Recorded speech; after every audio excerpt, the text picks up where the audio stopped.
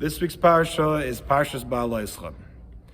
Towards the end of Ba'aloscha, we have the episode where Aaron and Miriam, where Miriam speaks Lashon Hara. She says something negative about Moshe. She says it to Aaron. And the negative comment that Miriam said, which of course we can't view in a vacuum. This is Miriam Anavia. She was a prophetess, and she was a very holy woman. So obviously this was a sin that was minute, but for her level, it was recognized by Hashem as such. For us, it'd probably be a mitzvah. But anyway, that's parenthetically. Miriam says what the Torah calls Lashon Hara about Moshe. And the content of that Lashon Hara is basically that why does Moshe feel that he is more of a prophet than me, than other people? Why does he feel he's on a holier level? Viewed at a very simplistic level, that's what she said. Now, Hashem responds to that complaint, to that claim, and Hashem says that he is on a greater level. He's on a much greater level. The pasuk says, the verse states that when Moshe spoke to Hashem, it was mouth to mouth, so to say, and it was a vision and not with just hints. It wasn't hard to understand for Moshe. He didn't have to decipher the message from God when he had a prophecy. It was just clear. Now, if you think about it, the mouth and the mara and the seeing, those are two different instruments, and they're totally different. When you see something,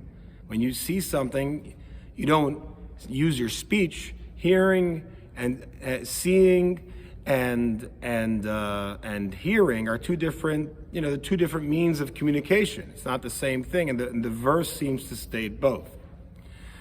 And the explanation is that when a communication is clear, there should be an image drawn in the mind of the listener, meaning that the message is so clear, is so well understood, that what's left is not simply just the words, poetic words. It's that there's a mara, there's an image in your mind to understand exactly what goes beyond the words, to understand exactly what the speaker is saying.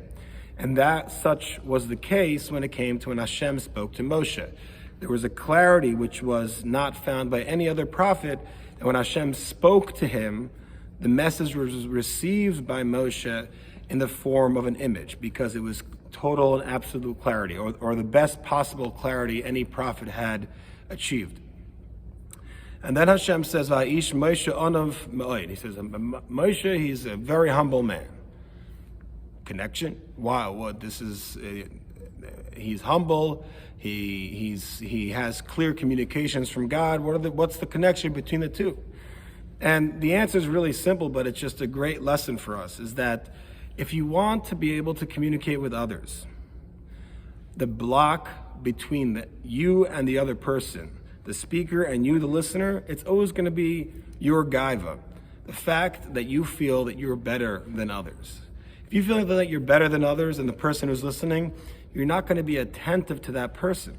You're not going to give them the attention or have that communication with them. Moshe was anav, he was humble, so humble that when he was spoken to, whether it was a human being or it was God, he understood exactly what they meant, because his focus was 100% on that person. And when he spoke to Hashem, it was the same way. I heard a Dvar Torah this past week from Reb Shmuel Pinchasi, who says that there's a pour-over effect. When a person does not have the recognition of other people and feels that he's above others, that will spill over to Hashem also. So that's what we're talking about over here. That Moshe, because of his anava, because of his great humbleness, he was able to communicate with others. As we know, Moshe was a great communicator with the Jewish people, and at the same time, that quality also caused him to be the greatest prophet that ever existed. That was the reason why he could relate to others, and the reason why he could understand the communications from Hashem. They both were in the same vein. And that is why we have both the idea that Moshe was humble and the idea that Moshe had the clearest prophecy of any prophet in the same proximity in the verse and seemingly not connected, but it is, because a person can communicate because he feels that he is not above others. That gives you the ability to communicate to others, which of course is a great lesson to us. Have a good Shabbos.